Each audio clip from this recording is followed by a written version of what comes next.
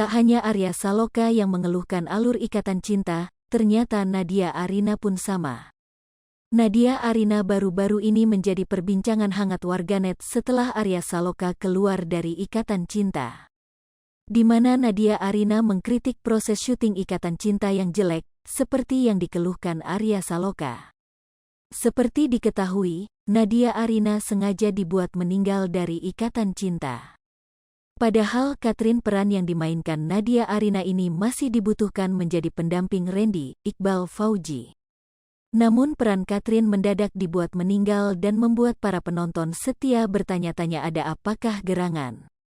Melihat dari laman Twitter Nadia Arina, rupanya ia memberikan kritikan pedas pada sinetron Ikatan Cinta. Bobrok BGT, banget, cuitnya. Cuitan Nadia Arina itu diduga memberikan sindiran pedas kepada para kru Ikatan Cinta. Nadia memang tak memberikan penjelasan lanjutan terkait cuitannya itu. Namun, 2 hari berikutnya, pada tanggal 9 Juni tahun 2022, ia kembali mencuit di akun Twitternya. Kangen syuting film yang time schedule-nya jelas, tulisnya. Lagi-lagi fans Ikatan Cinta bereaksi terhadap cuitan Nadia itu.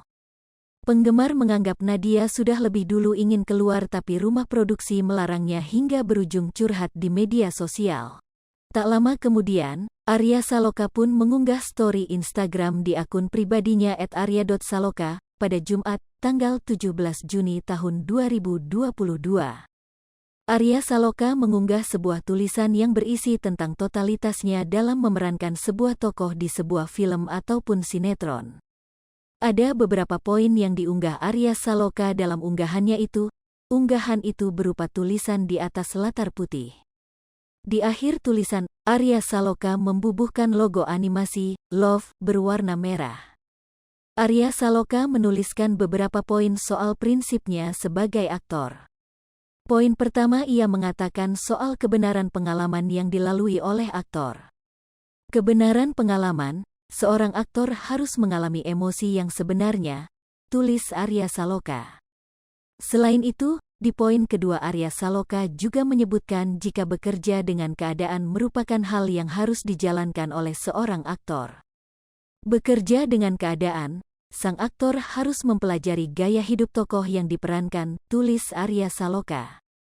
Lanjut di poin ketiga, ia mengatakan jika sosok seorang aktor lahir saat berada di atas panggung.